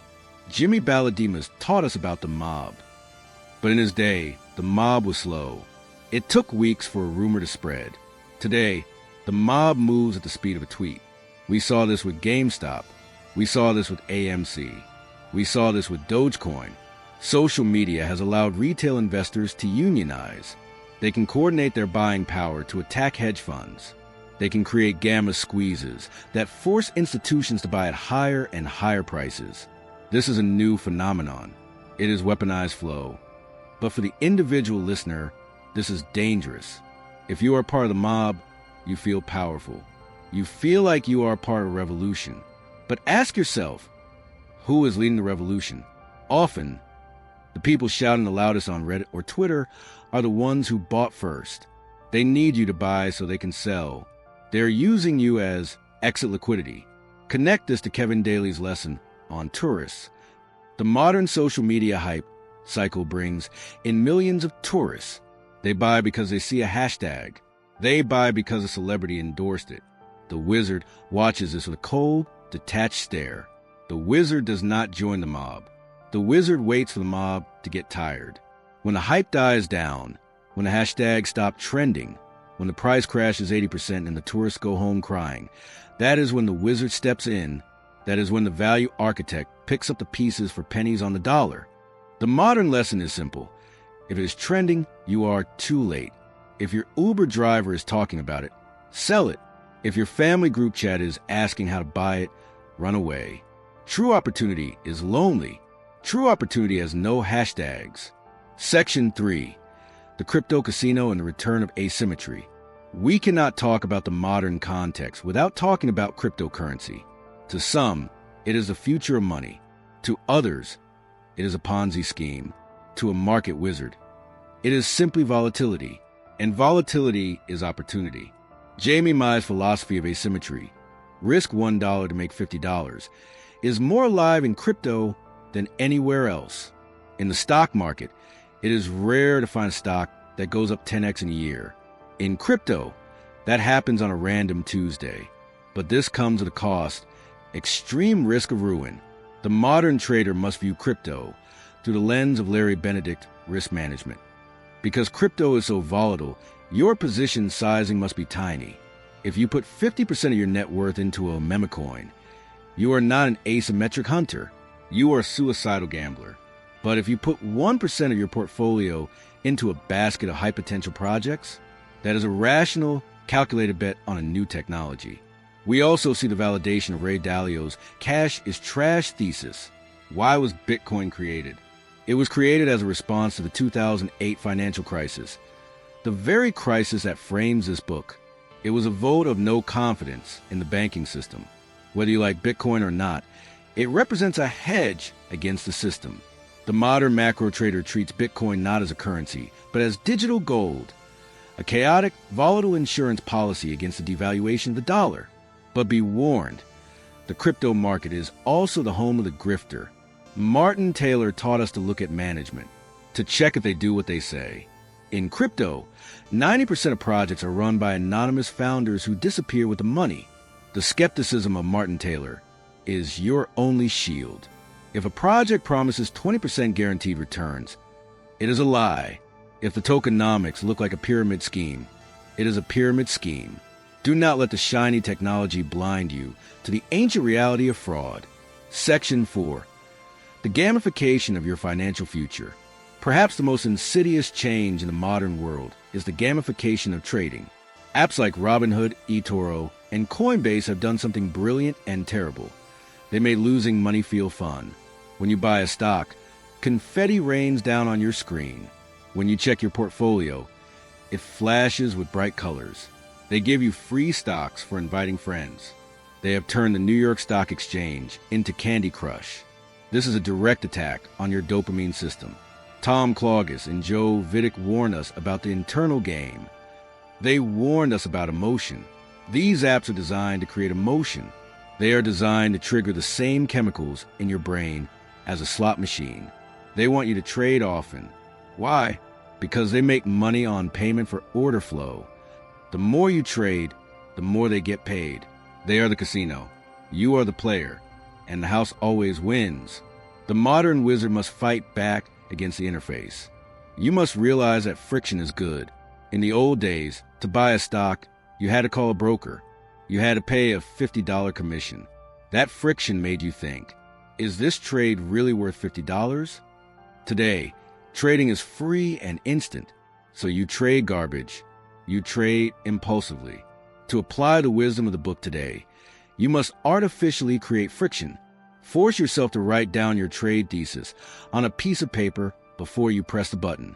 Force yourself to wait 24 hours after having an idea before executing it. Reclaim the slowness that the apps are trying to steal from you. Section 5. The Inflationary Dragon and the Death of 60/40ths. For 40 years, from 1980 to 2020, investing was easy mode. Interest rates went down. Inflation was low. You could just buy a mix of stocks, 60%, and bonds, 40%. Close your eyes and get rich. Bonds were the safe part of your portfolio. But Ray Dalio warned us about the long-term debt cycle. He warned us that eventually the debt gets too big and the printing press turns on. In the 2020s, the dragon of inflation woke up. Suddenly, bonds were not safe. When inflation goes up, bonds crash. In 2022, the safe 60-40 portfolio had its worst year in nearly a century. This is the new reality. The passive strategies that work for your parents might not work for you. You cannot just sit in an index fund and assume the government will save you. We are entering an era of active management. We are entering an era where you need to understand commodities. You need to understand hard assets. You need to understand that when money is being printed, you need to own things that cannot be printed. This brings us back to Scott Clark, the agnostic. The modern investor cannot be married to the growth stocks of the last decade. What worked in the 2010s, Facebook, Google, Netflix, might be dead money in the 2020s. You must be willing to hunt where the ducks are. Maybe the ducks are in energy.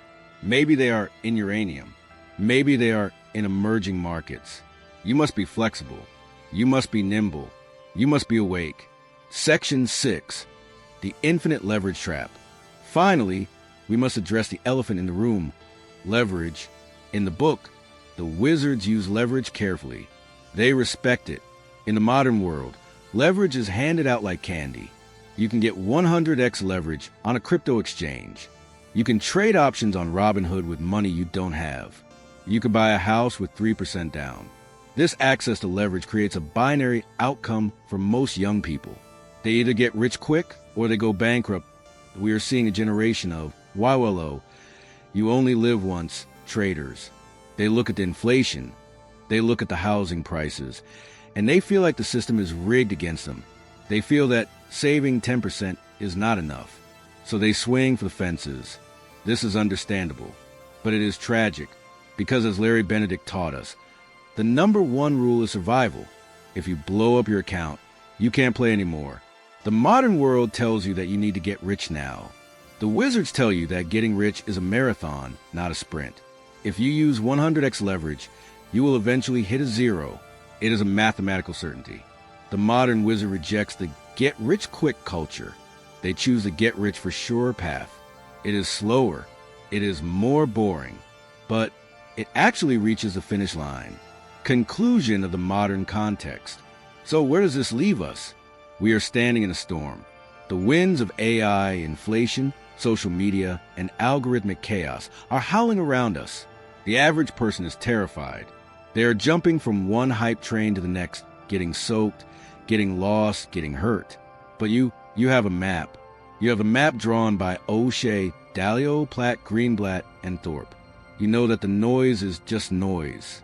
You know that the price on the screen is just a number, not a command. You know that the real game is played inside your own head. The tools of 2025 are incredible. You should use them. Use the data. Use the speed. Use the access. But do not let the tools use you. Do not let the algorithm dictate your emotions. Do not let the mob dictate your decisions. The market has changed. The players have changed. The speed has changed. But the rules of survival, discipline, and math, they haven't changed a bit. Now, let's take everything we have learned, the history, the strategy, the psychology, and the modern context, and distill it down. Let's create a manifesto. Let's outline the 10 timeless principles that you can take with you to keep you safe in the jungle. This is part 4 and part 5. This is the grand finale. We are taking the thousands of words of theory, history, and strategy we have explored, and we are forging them into a single, unbreakable code of conduct. This is the manifesto for the modern investor, the 10 timeless principles. We have reached the end of our journey through Hedge Fund Market Wizards. We have sat in the offices of billionaires. We have watched them sweat. We have watched them panic. We have watched them calculate the odds with the cold precision of a machine. You might be feeling overwhelmed. We have covered global macro, quantitative analysis, value investing, options trading, and psychology. It is a lot to take in. You might be asking yourself, how do I actually use this? I don't have a team of PhDs. I don't have $1 billion. I have a job, a family, and a savings account. But here's the secret. You don't need the $1 billion to think like a billionaire. The specific strategies these men use, the complex derivatives, the currency swaps, the algorithmic codes, those are just tools. They change with the times. But the principles behind the tools, The philosophy? That is eternal. Whether you're trading $1,000 on your phone or managing the pension fund of a nation, the rules of the game are identical. Gravity works the same way for a pebble as it does for a mountain. Here are the 10 timeless principles from the Market Wizards, distilled for you, the modern investor. Principle 1. Survival is the only goal. If you remember nothing else, remember this. To win, you must first not die. Larry Benedict taught us that a 50% loss requires a 100% gain just to get back to even. The math of loss is brutal. It works against you. Most amateurs focus on how much money they can make. Professionals focus on how much money they can lose. Every time you open a trade, ask yourself, if I am wrong, will this kill me? If the answer is yes or even maybe, you are not investing. You are playing Russian roulette. The market is an infinite game. The only way to lose an infinite game is to run out of chips. Protect your chips at all costs. Principle 2. Respect the asymmetry. Jamie Mai taught us that not all bets are created equal. Most people pick up pennies in front of a steamroller. They risk a lot to make a little. They sell naked puts or buy dividend stocks that have limited upside but could go to zero. You must flip the equation. Look for opportunities where you risk a little to make a lot. Look for the black swans. Look for the situations where the market is complacent. You don't need to be right often. If you make 10x on your winners and lose 1x on your losers, you can be wrong 80% of the time and still get rich. Stop trying to be right. Start trying to be profitable. Principle 3. Position sizing is your volume knob. Ed Thorp and the Kelly Criterion taught us that the difference between gambling and investing is the size of the bet. You can have a winning strategy, but if you bet too big, you will go broke. Most people use fixed sizing. They put $1,000 into every stock. This is wrong. You should size your bets based on your conviction and your risk. If a trade is risky/volatile like crypto, the bet should be tiny. If a trade is high conviction and lower volatility, the bet can be larger. Think of your portfolio like a mixing board in a recording studio. Don't push all the faders to the max, adjust the levels to create a perfect sound. Principle 4. Strong opinions, weakly held. Ray Dalio and Colm taught us that the market changes. The worst thing you can have is an ego. The market does not care what you think. It does not care about your political views. It does not care that you love a company. If the facts change, you must change. You must be willing to say, I was wrong. In fact, you should take pleasure in it. Every time you admit you are wrong and cut a loss, you have saved yourself money. You have paid a small tuition fee to learn a lesson. Be flexible. Be like water. The rigid tree breaks in the storm. The bamboo bends and survives. Principle 5. The art of doing nothing. Kevin Daly and the Value Investors taught us that cash is a position. In the modern world, we are addicted to action. We feel like we need to be trading every day to be productive. This is a lie. Most of the time, the market is noise. It is just chopping back and forth, eating up your commission fees. The great trades, the fat pitches, only come around a few times a year. Your job is to wait. Sit on your hands. Watch. Read. Study. And when the fat pitch finally comes, when a market crashes, or a sector is hated, or a bubble is forming, then you strike. Patience is the ultimate weapon. Principle 6. Know your game and don't drift. Michael Platt taught us about specialization. You cannot be good at everything. Are you a value investor? Then stop looking at crypto charts. Are you a macro trader? Then stop reading earnings reports for penny stocks. Define your edge. Write it down. I make money by doing X. If you find yourself doing Y, stop. Style drift is the silent killer. It lures you into games you don't understand, usually right at the moment you should be staying away. Stay in your lane. Own your lane. Principle 7. Process over outcome. This is the hardest lesson for the human brain to accept.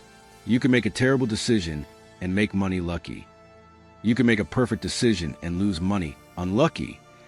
Over the long run, luck cancels out and skill takes over. But in the short run, luck is everywhere. Do not judge yourself by the result of the last trade. Judge yourself by the quality of your process. Did you follow your rules? Did you manage your risk? Did you do your research?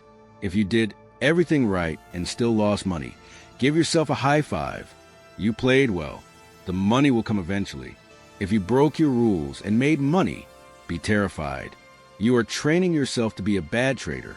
You are reinforcing bad habits that will eventually destroy you. Principle 8. Skepticism is your shield. Martin Taylor taught us to trust actions, not words. In the financial world, everyone is selling something. The CEO is selling a stock. The broker is selling a trade. The YouTuber is selling a dream. Assume they are all biased. Do not outsource your thinking. If someone tells you a stock is a guaranteed winner, run. The wizard looks at the data. The wizard reads the footnotes. The wizard assumes that if something looks too good to be true, it is. Verify everything. Trust nothing but the price. Principle 9. The inner game controls the outer game. Tom Claugus and Joe Vidic taught us that the enemy is inside. Greed, fear, hope, regret. These are the 4 horsemen of the financial apocalypse. You cannot eliminate emotions. You are human, but you can manage them. You must build a system that protects you from yourself. Set your stop losses before you enter the trade. When you are calm, walk away from the screen. When you are angry, get sleep. Exercise. If your mind is broken, your account will be broken. Treat your mental health as a capital asset. Principle 10. Responsibility. Finally, the most important principle of all. It is all your fault. If you lose money, it is not the Federal Reserve's fault. It is not the market manipulator's fault. It is not the short seller's fault. It is your fault. You clicked the button. You chose the size. You didn't sell. This sounds harsh, but it is actually liberating. If the loss is your fault, then the win is your fault too. If you are responsible for your failures, you are also the master of your success. The wizards do not blame. They learn. They adapt. They take ownership of every single cent. These are the 10 principles. They are simple to understand. They are incredibly difficult to follow.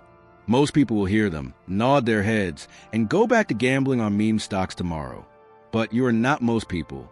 You have listened this far. You have taken the time to understand the deep structure of the market.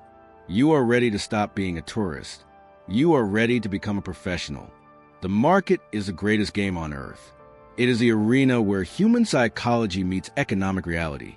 It is a place where fortunes are made and lost, where dreams are built and destroyed. Jack Schwager's Hedge Fund Market Wizards is more than just a collection of interviews. It is a map. It is a map that guides us through the fog of uncertainty. The landscape will change. AI will get smarter. Crypto will get faster. The economy will boom and bust. But the lessons of O'Shea, Dalio, Greenblatt, and Thorp will remain. The lesson that risk must be managed. The lesson that discipline sets you free. The lesson that survival is the ultimate victory. You now have the tools. You understand the mindset. The rest is up to you. If you found value in this deep dive breakdown of Hedge Fund Market Wizards, and if you want to continue your education in the art of money and markets, make sure you subscribe to Captura. We are building a library of the greatest financial wisdom in history, breaking down the books that the masters read, so you can stand on the shoulders of giants. Our next breakdown is going to cover a classic that challenges everything you think you know about wealth building. You do not want to miss it. This is Captura. Stop gambling. Start investing. I'll see you in the next one.